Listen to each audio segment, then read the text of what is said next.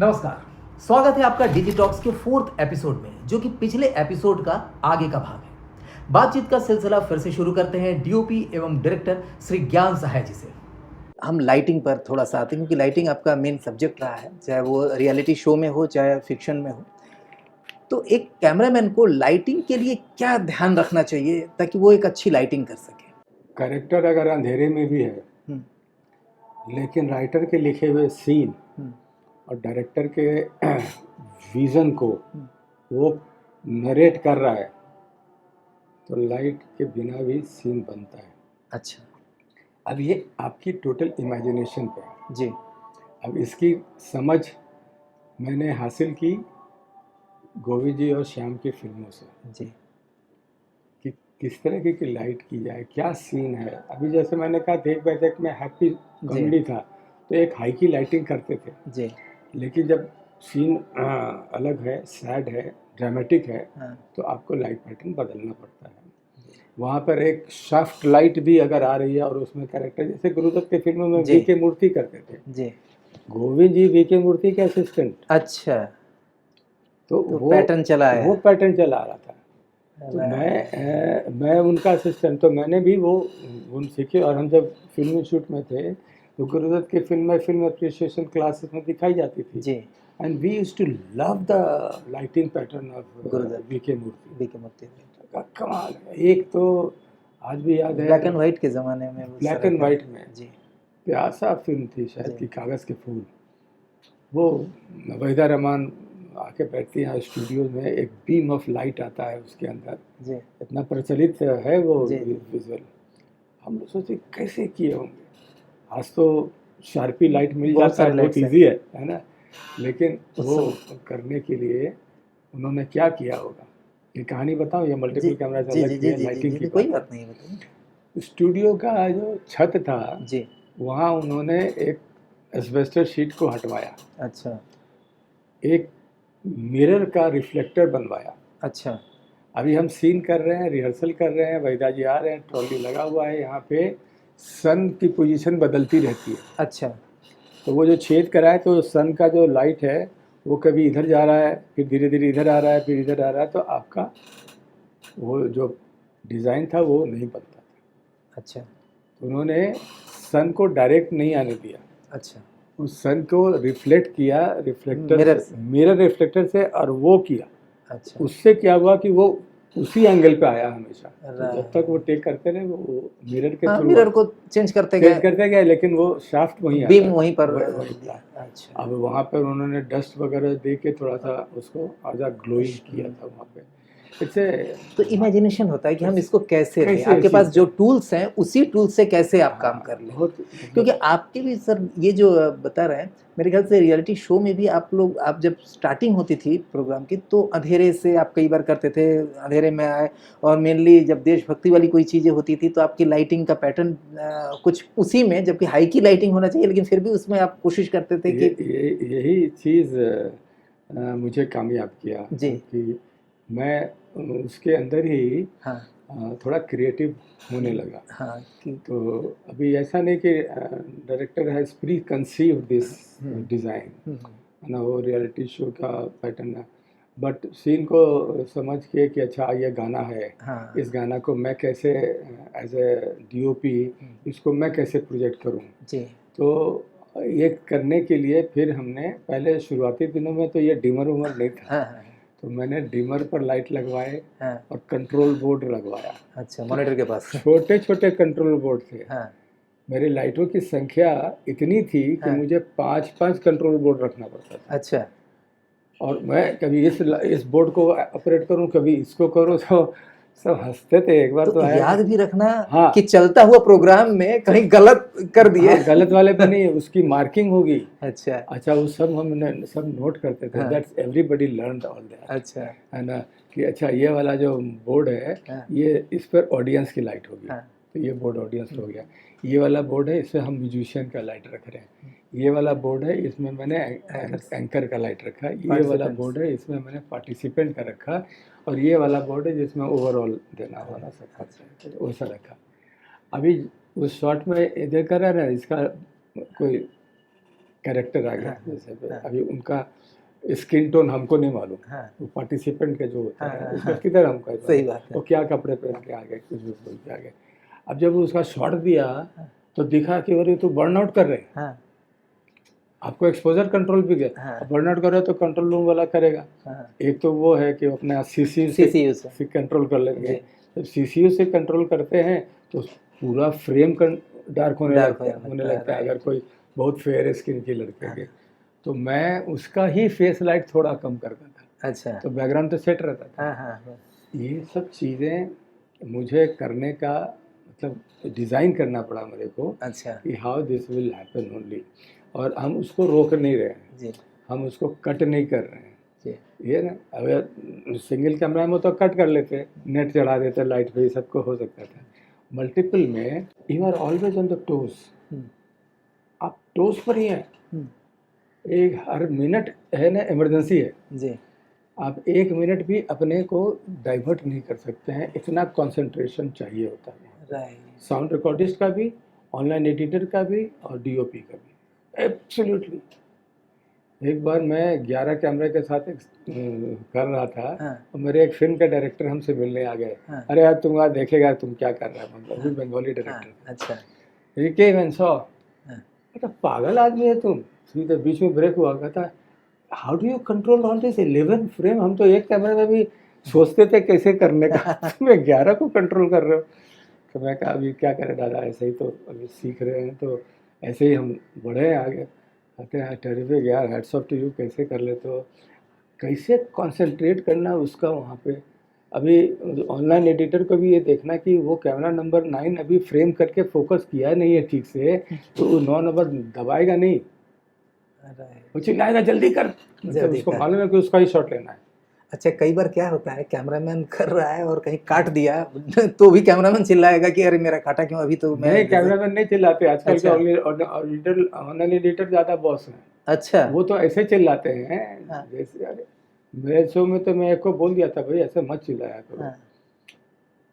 जबकि कैमरामैन को भी तो दिक्कत होगी कि मैं अभी शॉट लगाया नहीं तब तक से मेरा क्यों तुमने काटा? क्या होता है, ये नहीं कि उसने डिले की, तुम जल्दी कर गए, अच्छा, तो ये गलती तुम्हारी थी। हाँ, तो मैं पकड़ा तो थोड़ा चुप हो गया, हाँ, जी, वरना लेकिन वो सीधे क्या कंट्रोल रूम में टीवी वाले सब आके चढ़ते हैं ना, हाँ, तो आप चिल्लाते हैं तो आपकी समझ आता है यार देखो अच्छा, कैसे कर रहा हाँ, है। अच्छा, राइट, उसकी ज़्यादा, वो पीछे कैमरामैन तो काले कपड़े के पीछे बैठ के क्या कर रहा है कोई पहचानता भी नहीं है।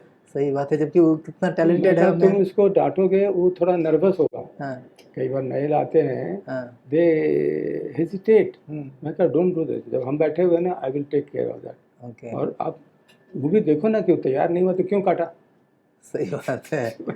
तो ये सब होता है, लेकिन ठीक है, ओके। अच्छा, एक जो सिनेमाटोग्राफर है या DOP कोई भी है, उनका और एक डायरेक्टर के बीच का जो बॉन्डिंग है कैसा होना चाहिए, जो दोनों लोग एक तरह से एक दूसरे के ऊपर डिपेंड भी हो, निर्भर भी करें, और साथ में डर भी ना हो कि मेरा काम ये ले ना ले ले, क्योंकि कई बार होता है कि जैसा कि आपने बताया फर्स्ट कि DOP अगर थोड़ा सा ज़्यादा हॉबी हो गया मैंने इसके ऊपर, डायरेक्टर के ऊपर, तो डायरेक्टर कहीं ना कहीं वो आ जाता है कि अरे यार कहीं ये हमारा वो ना लेके जाए, तो इसमें कैसे तालमेल करें? तालमेल नहीं होता ये झेलना ही पड़ता है। झेलना ही पड़ता है। हाँ, मैंने अगर डायरेक्टर कमजोर है तो DOP अगर थोड़ा सा भी तेज है तो वो उस कई पर बार हावी है। मैं तो अभी जी की बात करता हूँ। हाँ, जी मैं कभी भी किसी डायरेक्टर के ऊपर जाना नहीं चाहता। जी, ओके, हम अपना काम कर रहे हैं। जी, अभी जी में कई बार लोग बोलते भी थे बाद में आके हाँ, कि हम लोग को मालूम है हु इज़ हैंडलिंग। राइट, मैं कहा हम तो सेट पे ही हैंडल कर रहे हैं ना। हाँ, लेकिन गजेंद्र थोड़ा पहले भी करता है, थोड़ा बाद भी करता है। हाँ, आप उसका भी थोड़ा इम्पोर्टेंस, ऐसा नहीं है कि जी, हम सब करते हैं, बट ठीक है। तो मेरे को ये ज़्यादा फ्रीडम देते थे अच्छा, ज़्यादातर डायरेक्टर। अच्छा, बहुत रेयरली ऐसा हुआ कि कोई बहुत रिजिड हुआ हो मेरे साथ।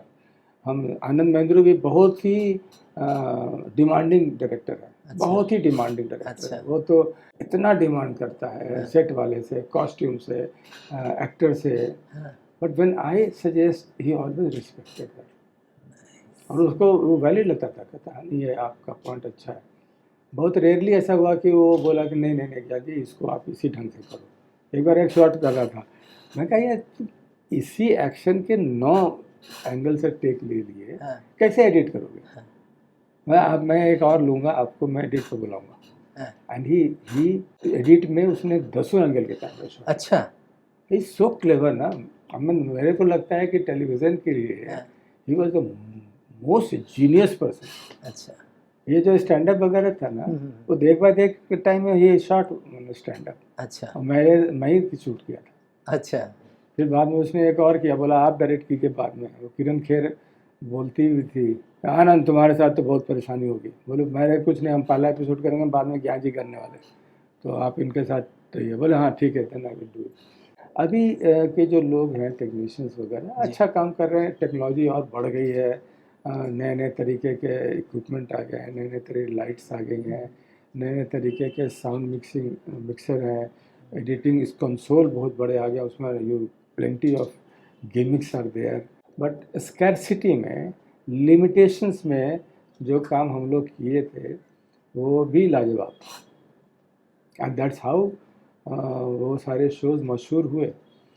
सारेगामा मशहूर था, आज भी सारेगामा मशहूर है। बिल्कुल बिल्कुल, अंताक्षरी सारेगामा ने मेरे तो ख्याल से माइलस्टोन ऐसा गढ़ा। माइलस्टोन। उसके बाद बहुत सारे चीज़ें आई, लेकिन वो चीज़ एक अलग था और लोगों के बीच में मतलब उसी तरह से लोग देखते थे, रात को इंतज़ार करते थे, हाँ। आज अंताक्षरी है तो 2 दिन बाद सारेगामा आएगा, तो ये चीज़ है। इंडियन आइडल वगैरह सब आए। जी, जी, उसके बाद डांस के बहुत सारे हाँ, तो शोज़ आए, लेकिन वो शुरुआत जो था, मेरी आवाज़ सुनो, जी, ये सारे एकदम शुरुआती दिनों के थे। जी, टेक्नोलॉजी की कमी थी। आज जैसे एलईडी स्क्रीन से आप पूरा सेट को ग्लो कर जगमग सकते कर हैं, जगमग कर देते हैं, दीजिए, कुछ भी आप वो करिए। नहीं था हमारे पास। हम फिजिकल सेट था, अब कर्टेन लगा लो, स्काई बना दो, कुछ बना दो, हाँ, उसी में लाइट कलर से प्ले करो। हाँ, उस समय तो आपके लास्ट में तो उस तरह के मूविंग लाइट्स वगैरह सारा चीज़ यूज़ करते थे, और उसमें थोड़ा इस तरह के जहाँ लाइट्स होते हैं सर, उस पर थोड़ा सा करिए, क्योंकि कुछ ऐसे सिनेमेटोग्राफर को या कैमरामैन को फ़ायदा होगा जहाँ पर लाइट का कलर ऐसा हो कि आपका पूरा चेहरा ही चेंज हो जा रहा है, तो उस समय कैसे सेट किया? वो इम्प्रोवाइज ही कर सकता है कोई। मैं भी फंसा हुआ ऐसे। अच्छा। मैं बिहार में हाँ, कोई इवेंट हो रहा था, अच्छा, तो वहाँ मुझे बुलाया गया कि इस इवेंट को कवर कीजिए, अच्छा, और वो गाना के लिए आ गया। हाँ, पता था मुझे गाने का, हम हाँ, फिर लाइट बोर्ड पर उस हिसाब से कर दिए थे। हाँ, उसमें उनके जो सहयोगी लोग थे, जो उनके गैंग के लोग थे ना, हाँ, खूब धुआं छोड़ दिया। अच्छा, इतना छोड़ दिया धुआं हाँ, कि अब कैमरा दूर होता है ना, हाँ, हाँ, जब आप उसका टेली लेंस जब शूट करते हो हाँ, तो विजुअल दिखता नहीं है। जी, जब टेली करो, बिल्कुल, आप वही कैमरा लेके अंदर चले जाते, हाँ, तो कैमरा थोड़ा वाइड होता है, तो उसमें थोड़ा रजिस्टर हो जाता है। जी, जब आप टेली करते हैं तो जितने लेयर ऑफ स्मोक है हाँ, वो कंप्रेस होता है, जी, और फिल्म को हेजी बना देता है। जी, अरे उसको बोले मत डालो मत डालो, but he was trying to impress वो The 500 audience. लोगों को लिए। राइट, बाद में मैं बहुत उसके नाराज़ हुआ। अच्छा, मैं कहा देखिए आपके लिए सिर्फ 500 लोग हैं, लेकिन जब आप देखो कि टेलीविज़न के लोग हैं, तो टेलीविज़न के थ्रू मैं पूरे दुनिया को ये दिखाना चाहता था। जी, लेकिन आप जिस तरह के कार्य किए, आप सिर्फ 500 में लोग सीमित रह गए। तो हम कई बार फंस जाते हैं। ऐसे ही जो लोग होते हैं, कई बार कोई बहुत ज़्यादा लाइट आ गया वहाँ पे, कुछ कलर ऐसे होते हैं जैसे रानी कलर, मतलब पिंक कलर का कुछ हाँ, कर दिए, अब उस पर अच्छे से अच्छे लोग भी बुरे लगने लगते हैं देखने में। और क्या लगेगा ही लगेगा। बट अभी मैक्सिमम आप क्या कर सकते हो, आप वाइड क्लोजअप लोगे भी। अब थोड़ी सी चीज़ें हैं कि आजकल पोस्ट में कुछ काम हो जाता है जी, और अच्छा काम हो जाता है जी, अब पोस्ट में लेके अब आप उसको कुछ हद तक कलर को कम करने की कम कोशिश करने की करिए। कोशिश कीजिए। ये वहाँ एक तो चीज़ आपके आपने हाथ में बताया कि मतलब अगर ऐसे हो तो जूम के जरिए मैंने ना करके अगर कैमरे को ही नज़दीक ले जाए तो वो थोड़ा ज़्यादा बेटर हो थोड़ा सकता है, बेटर हो सकता है दूर से खासकर करने से। इसमें स्मोक वाले जहाँ पर बहुत हेज क्रिएट किया जाता है ना, हेज क्रिएट किया जाता है। तो आप जैसे भी आप टेली लेंस लगाओगे या जूम लेंस लगाओगे तो मल्टी लेयर को कंप्रेस करता है ना वो इमेज को, ब्लॉक होता है उसके। लेकिन आप कैमरा लेके आगे चले गए तो कुछ छट गए, 5 फीट 10 फीट का तो स्मोक हट गया ना, आपके फ्रेम के बाहर हाँ, चला गया, हाँ, तो वहाँ फिर पर थोड़ा कुछ सा क्लैरिटी आ जाता है। clarity आ जा रहा but to create an ambiance, वो लोग कर देता है वहाँ पे। तो अब उनको भी सीखना समझना पड़ेगा कि भाई किस रेंज पे करें। अभी हम जब ये लाइट का इफेक्ट पता लगने के लिए स्मोक या डस्ट का होना ज़रूरी है जी। तो डस्ट अगर मान लीजिए कि शाम को एक सनसेट के वक्त का एक शॉट ले रहे हैं तो आप देखिएगा कि अगर गाय गोधूली बेला में वो चल के जा रहे हैं उसके खूर से जो धूल उड़ता है, आप कमाल का विजुअल देखने लायक होता है। तो धूल के कारण हुआ जी। सनसेट का एक अलग मैजिक होता है उस वक्त का, इसलिए उसको बोलते हैं मैजिक आवर सनसेट। फिर आप पशु जा रहे हैं वहाँ पे, लेकिन जब आप इधर कर रहे हो सेट के ऊपर तो आप धूल तो डाल नहीं सकते। तब वहाँ पर स्मोक का इफेक्ट होता है। तो शुरुआती दिनों में जब हम स्मोक के लिए स्मोक मशीन लगाते थे ताकि लाइट रेज, जब हमारे पास इंटेलिजेंट लाइट आने लगा तो स्कैनर और क्या था मूविंग लाइट्स वगैरह, तो उससे लाइट रेज बनाने के लिए हम स्मोक थोड़ा सा देते थे वहाँ पर उसका रख के। सिंगर को दिक्कत होने लगी।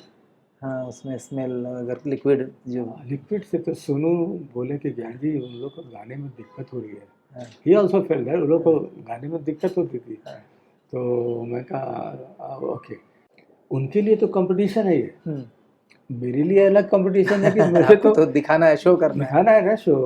अल्टीमेटली तो शो ही बेचते हैं। जी। तो उसमें पार्टिसिपेंट का टैलेंट भी बिकता है जी। और हमारा सेट भी बिकता है, हमारा सेट का प्रेजेंटेशन भी बिकता है। तो हम थोड़ा थोड़ा करते थे।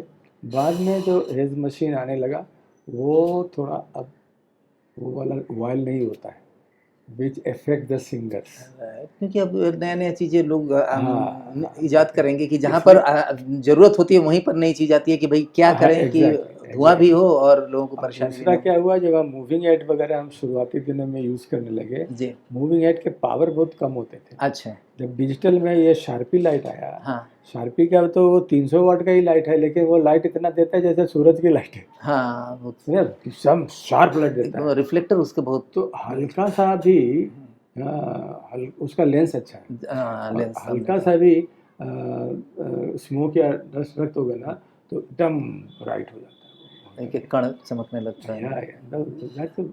टेक्नोलॉजी अब जितना ज़्यादा बढ़ता है आगे चल के देखिए और भी बहुत। अच्छा, मल्टी कैम सेटअप की बात जब कर रहे हैं तो इसमें क्या लगता है आगे भविष्य कैसा है? ऐसे सिनेमेटोग्राफर जो ऑपरेटिव कैमरामैन बनना चाहते हैं या डीओपी बनना चाहते हैं या सिनेमेटोग्राफर बनना चाहते हैं, तो इसमें कैसा भविष्य देख रहे हैं? बहुत अच्छा भविष्य है। देखिए मैं एम्प्लॉयमेंट को लेकर बात करूँगा जी, कि जब हम सिंगल कैमरा करते थे तो एक डीओपी होता है, उसके 2-3 असिस्टेंट होते हैं जी, एक फिल्म बन गई जी। ओके, जब हम रियलिटी शो पे आ गए हैं तो एक डीओपी के साथ आज मिनिमम 13-14 कैमरामैन एम्प्लॉयड है और ये रहने वाला है, ये ज़्यादा ही होगा। अच्छा, चैनल भी बढ़ रहे हैं। मैंने अभी कई कुछ कोर्सेज डिज़ाइन कर रहा हूँ मैं। अच्छा, और यूनिवर्सिटीज़। नाइस। ओके, अभी मैं रिसेंटली गया हुआ था, हरियाणा का गवर्नमेंट का है, वहाँ मुझे इनवाइट किए थे जी। तो उन्होंने पूरा सिलेबस दिखाया और यही पॉइंट को मैंने कहा कि देखिए आप जब सिलेबस बनाते हो, इंस्टीट्यूट बनाते हो, तो उसमें एक चीज़ ये भी देखना होता है कि इन जो हम पढ़ के जो बच्चे निकलेंगे उनकी एम्प्लॉयमेंट कहाँ हो रही है जी। ओके, तो आज के तारीख में मल्टीपल कैमरा के बहुत एम्प्लॉयमेंट है। अब कैसे है employment? It is not only fiction, it is not only television, sports channel, cricket में इतने कैमरा लगे हुए हैं, ऑनलाइन एडिटर लगा हुआ है, ग्राफिक डिज़ाइनर लगा हुआ है।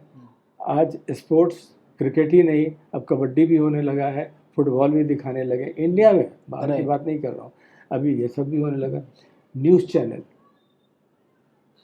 सेट के पैनल डिस्कशन हो रही है, ये सारे में मल्टीपल कैमरा पे होता है और वहाँ पे सबको एम्प्लॉयमेंट मिल जाती है। ऑपरेटिव कैमरामैन अगर कोई बनना चाहे तो आपके हिसाब से उसके अंदर क्या मेन खूबी होनी चाहिए जो वो प्रेजेंस ऑफ माइंड। ये मेरा ट्रेनिंग जो मैं अपने मेरे साथ जो लोग काम किए हुए हैं उनको ये कहते हैं कि यू देखो और कैप्चर द मोमेंट।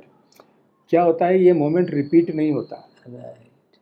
इसको आपका दिमाग खुला रहेगा and you are seeing it, then you must know to capture it. यानी उसको 10 सेकंड बाद का भी चीज उसको सोचना पड़ेगा कि क्या कर सकता है ये। एंटिसिपेट करो। एंटिसिपेशन में क्या होता है, you must here what anchor is saying. जो एंकर कह रहा है आप उससे समझ लो कि ये क्या बोला है, हम क्या शॉट लगाएंगे। तो जब तक डायरेक्टर तुमको गाइड करेगा तब तक तो वो मोमेंट निकल जाता है। इसीलिए मेरे हाथ के जो ऑपरेटिव में आजकल ज़्यादा कामयाब है। अच्छा है ना, यार मोस्ट ऑफ द रिक्वायर्ड था पहले कि भैया वो उनका कैमरा मैन सब अच्छा बनता है वहाँ पे। और क्योंकि ये ट्रेन कर दिए कि आपको वो सोचने के पहले डायरेक्टर सोचेगा वो कैमरामैन शॉट दे दे तो वाह हो जाए ना, बिल्कुल। ऑनलाइन इंटरव्यू वाला क्या बात है, शॉट दे दिया हम पे। अब एक गाना है जिसमें परांदे का जिक्र है राइट, और कैमरामैन नॉर्मल शॉट दे रहा है, क्या फ़ायदा। उसी में से 2 कैमरामैन ऐसा था जो लड़कियों के परांदे का ही शॉट दे रहा है। अच्छा, तो आपको गाने से रिलेट हो गया ना, विजुअल कटिंग करने में भी अच्छा है, एडिटर फट से उसको उठा के काट दिया। किससे आइडिया आया, गाने के बोल से आइडिया हुआ, डायरेक्टर ने तो बोला भी नहीं था। ये सब हम शुरू में मैं ऑपरेट जब करता था तो ये सब करते थे। तो वो क्या गजेंद्र को भी मज़ा आया, बोले हाँ यार देखो गाने से रिलेटेड शॉट भी होना चाहिए ना, तो नॉर्मल होता है। अभी कोई गाना था, आई रिमेम्बर, चश्मे पर था कोई गाना, है ना, तो मैं ऑडियंस में बैठे हुए जितने चश्मे वाले थे उन्हीं का शॉट देता था। अच्छा, तो वो रिलेट हो गया ना गाने से। तो ये सब चीज़ करने के लिए। अच्छा, उसके बाद मेरे ख्याल से उसको बीट और रिदम का भी थोड़ा नॉलेज हो, उसको पता चले कि कितने देर में जाके ये गाना उठाएगा, तो अगर कुछ पैनिंग भी करते हुए जाए तो ये भी मेरे ख्याल से ये भी बहुत इम्पोर्टेंट है जी। इसमें कैसे ट्रेन किया कि मल्टीपल कैमरा डजंट मीन उसमें हम मूवमेंट यूज़ ना करें जी, है ना, मूवमेंट नहीं यूज़ करें। तो स्लो गाने में आप जो फास्ट गाने होते हैं वो आपको बीट पे काटना होता है जी, ठीक है। तो आप 4 बीट पे काट लिया, 8 बीट पे काट लिया, फटाफट काट दिया वहाँ पे, तो वो ठीक है, स्टैटिक शॉट दे दो। अभी आप मेलोडियस गाना है, फ्लूट बज रहा है, तो उस पर कैसे आप काटोगे? सही बात, ठीक है। तो ऐसे में स्टार्ट यूजिंग दिस मूवमेंट। आप जूम इन कर लो, पैन कर लो, है ना, जूम आउट कर लो। तो गाने हम लोग के पास जब when I used to direct that, गाने तो आते थे और हमको गाना हमको मतलब हम रिहर्सल अटेंड कर रहे हैं तो हमको गाना मालूम था, तो मैं नोट करके बोलता था भाई ये गाना स्लो है, आई नीड जूम्स, जूम्स भी जूम इन। तो मैंने शॉट जैसे तुम्हारा काटा सब तैयार हो जाता है, जैसे काटा वो अपना धीरे धीरे जूम कर रहा है वहाँ पे। दूसरा काटूंगा तो वो भी जूम इन ही करेगा, अच्छा, वो नहीं कि जूम आउट कर लेगा। तो this is how you make your show interesting. Okay, कि भाई तब मूवमेंट ये सब कर रहे हैं, सब फॉलो कर रहे हैं उस पॉइंट को कि जब स्लो गाना है अपना थोड़ा मूवमेंट दे दिए। आप नहीं करो तो अब तो एडिटिंग में भी लोग कर लेता है जी जी, एफसीपी में है ये कि आप, लेकिन देखिए फ़र्क है आपके कैमरे का जो जूम इन और एफसीपी का जूम इन में थोड़ा फ़र्क है। नहीं, फ़र्क तो है उसमें। देखिए फ़र्क क्या है और क्यों पोस्ट वाला भी अच्छा होता है। पोस्ट वाले में you can control the speed, right. और जब शूट पे करते हैं तो एक कैमरामैन का दूसरे कैमरामैन की स्पीड में थोड़ा सा फर्क पॉसिबल है। कई लोग का दम हो जाता है क्योंकि म्यूजिक पर ही रिलेटेड है। और मोटराइज है, मतलब हाथ से तो जूम करना नहीं है, तो वीडियो कैमरे में तो मोटराइज, लेकिन मोटराइज भी मैं भी उसमें स्पीड कितना रखोगे, कितना प्रेशर, वो प्रेशर होता है। कई बार कैमरा वाला जो कैमरा आता है उसमें थोड़ा ज़्यादा प्रेशर देना पड़ता है और कई बार थोड़ा कम में भी चल जाता है। इसमें कुछ कैमरे में ऐसा है कि 1 2 3 4 ऐसे स्विच भी दिया है कि आपको सबसे स्पीड है, स्पीड तो आप फिर करके आप कितना भी तेज दबाइए उसी स्पीड में जाएगा। लेकिन ये सारे जो बटन्स होते हैं ना जी, उसमें एक तरीके का प्ले भी होता है। कैसे कि इतना प्रेशर किए तो स्टार्ट हो गया, किसी उसमें जाओगे थोड़ा सा ज़्यादा प्रेशर करो, सही बात है। तो वो प्लेयर डिफरेंस का, तो वो आपको थोड़ा अपना, हाँ, ये तो आप सही कह रहे हैं कि अगर हम पोस्ट में भी अच्छे से करें तो अच्छा हो सकता है। अच्छा, यानी 2-3 चीज़ें, एक तो उसको नॉलेज हो कि हमको क्या शूट करना है, उस समय क्या दिखाना है, और प्लस फ्रेम बनाने तो आए कि किस तरफ देख रहा है, तो कहाँ हमको ज़्यादा जगह देना चाहिए, हेडरूम क्या रखना चाहिए, ये तो कॉमन चीज़ है। ये यही चीज़ है जो ऑपरेटिव होते हैं, जी, उनके हाथ में सिर्फ 2 चीज़ है, जी, फोकस एंड फ्रेम। और फ्रेमिंग। उसके अलावा तो एक्सपोज़र तो अंदर कंट्रोल अंदर हो से रहा है, कंट्रोल हो रहा है, सब सारी ठीक है? चीज़ें। तो आपको कैमरा व्हाइट बैलेंस भी करना नहीं है, कुछ नहीं करना आईएसओ भी है, नहीं करना है, कुछ नहीं ठीक है? करना है। आपको अपना प्रेजेंस ऑफ माइंड रखना है कि क्या अभी हो रहा है, हुँ, हम क्या फ्रेम दे दें जी, और हम फोकस में दे दें। जी। तो ये काम करना है बिल्कुल। आराम की भी ज़िंदगी है, मल्टीपल कैमरा के ऑपरेटिव लोग जो है ना, कई बार खासकर जिनको जॉब मिल जाता है जजेस पे, जी। उनकी बड़ी ऐश है। वही लगा के छोड़ दो। वो तो फ्रेम लगा के बैठ जाते हैं हाँ, और सबसे देर में आते हैं और सबसे पहले चले जाते हैं, जी। तो उनका काम खत्म हो जाता है। लेकिन हो सकता है उनका पेमेंट कुछ कम होता हो? कुछ नहीं, अच्छा। पेमेंट भी उतनी होती है, उतना अच्छा। लेकिन अभी फ्रेम लगा दिए। हाँ, अभी 3 जजेस हैं आजकल, हाँ, सब पर कैमरा। सब पर पहले कैमरा था कि हमारे पास 2 ही कैमरा, एक वाइड देता था हाँ, हाँ, और एक घूमता रहता घूमता था, रहता है था। ना? ये बोला तो इधर, ये बोला तो इधर। अब तीनों पर है। अभी तीनों पे एक-एक कैमरा लगा हुआ है, एक वाइड लगा तो हुआ उस पर है। ऑपरेटिव बैठाने की ज़रूरत ही क्या है? हम फिक्स करके नहीं कर सकते ना, अनमैन्ड वो भी एक एसोसिएशन वाले हैं, कुछ अच्छा। है ना, वो सब कुछ चक्कर है। तो उसमें आ जाते हैं और पीछे बैठ के क्या करते रहते हैं वहाँ पे, हाँ, और बैठ के पान खाते रहते हैं और अपना कुछ गेम खेलते रहते हैं। जब भी बीच में कुछ नहीं करना ही कुछ नहीं है नहीं। वहाँ पे। एक तो पता रहता है, सर चलो लंच ब्रेक हो रहा है, सर हम तो खा लिए। अच्छा, वो खा के आ भी गया। नहीं, नहीं गया नहीं, अच्छा। अपना घर से लाया, वो शॉर्ट खा चल रहा, अपना खा भी खा लिया साथ ही अच्छा। साथ। तो फ्रेम तो फिक्स करके फ्रेंड रखा हुआ है लोगों को। अच्छा, तो खैर आराम से एज़ रहेंगे। ए ऑपरेटिव कैमरामैन में लोगों का करियर के रूप में वो कितना कमाए लेंगे? मतलब अगर स्टार्टिंग के तौर पर अगर लेके चलें, क्योंकि बहुत सारे हमारे दर्शक हैं जो सिनेमेटोग्राफी में आना चाहते हैं। अब ऑपरेटिव कैमरामैन से अगर शुरुआत करते हैं तो क्या है उनका? देखिए, बजट की चीज़ें वैरी करती हैं। अच्छा। अभी देखिए हिंदी का शो है, हुँ, तो उसकी बजट थोड़ा ज़्यादा होती है। जी। जब रीजनल शो में जाओगे, हुँ, तो थोड़ा बजट कम फिर होता भी है। एक क्या हम थोड़ा लोग सोचें कि दूरदर्शन कितना में भी जाओगे, जी। तो वो रीजनल से भी कम होता है। अच्छा, रीजनल से भी। हाँ, हाँ, हाँ, सबके बजट की हाँ, थोड़ा हाँ। रिस्ट्रेन है। ज़ी का है, तो थोड़ा कम देगा। अच्छा, स्टार का है, तो थोड़ा ज़्यादा दे देगा। अच्छा, सोनी का है, तो थोड़ा, तो चैनल टू चैनल भी डिफ़र करता है अच्छा। और लैंग्वेज पे भी डिफ़र करता है। लेकिन हमारा एसोसिएशन कहता है हुँ, कि आप हिंदी चैनल वाला कर रहे हैं, you should get 9,000 rupees per day operative cameraman. Operative अच्छा। Camera, and that's a good amount, not a bad amount. अब ये बात ये है कि फिर महीने में आप कितने दिन का आपका कम। रिक्वायरमेंट होता हुँ, है, हुँ। उस पे है। तो आप आज यहाँ कर रहे हैं, तो कल दूसरे जगह भी कर रहे जी, हो। रीजनल का अगर है, तो उसका 50% आ जाता है। अच्छा, लेकिन कुछ और भी बजट कभी कम करना है, तो लोग अपने अपने इसके हिसाब से। ऊपर थोड़ा बहुत और कर लेते हैं। लेकिन आई डोंट थिंक कि आज के तारीख में 5 से नीचे कोई कोई करता होगा। हाँ, अच्छा, हाँ। नाइस। मैं दूरदर्शन का करवाया हुआ हूँ कम में भी, अच्छा, है ना? मैं मराठी का कर रहा था, उसमें 4,000 किसी को दे पा रहा था। अच्छा, तो उनकी बजट में नहीं आ रही थी वहाँ पे। अच्छा, तो थोड़ा उसमें फिर डिवीज़न क्या, जिसका एक्सपीरियंस है उसको थोड़ा-सा ज़्यादा दे दो, तो ज़रा नया है अच्छा, तो उसको थोड़ा कम दे दो, ऐसे ही करते जी, हैं। जी। अच्छा, कितना देर का एक दिन का टाइम? मिनिमम तो 12 घंटे। मिनिमम 12 हाँ, घंटे। 12 घंटे का जो सिलसिला है ना, वो शुरू हो गया टीवी में बहुत अच्छा, क्या काफ़ी ऑपरेटिव कैमरामैन से कोई आदमी कैमरामैन के रूप में भी जाते हैं? खूब। हाँ, मेरे ही कई लोग बने हैं। अच्छा, कई लोग मेरे प्रोग्राम्स में ऑपरेटिव थे, अच्छा, दे आर नाउ डीओपीज़। अच्छा। हाँ, तो यानी उनके पास भी ये स्कोप है कि वो इस तरह से आगे बढ़ते हाँ, हैं? बिकॉज़ क्या हुआ कि इनमें से कुछ लोग जो होते हैं, जी, उनको लाइटिंग में इंटरेस्ट आने लगता है। अच्छा, तो वो मुझे असिस्ट करने लगे लाइटिंग में। अच्छा, तो लाइटिंग का उनको समझ में आ गया, फिर वो हम बोर्ड पे काम करते थे, तो थोड़ा बोर्ड से कनेक्ट हो गए। हाँ। तो most of they are doing, और कुछ एक लोग हैं जो, जिनको नहीं, उनको ऑपरेटिव ही ठीक लगता था, तो वो ऑपरेटिव लेकिन करते थे। ऐसा कुछ लगता है कि जो ऑपरेटिव कैमरामैन वीडियो कैमरे पर है, हुँ।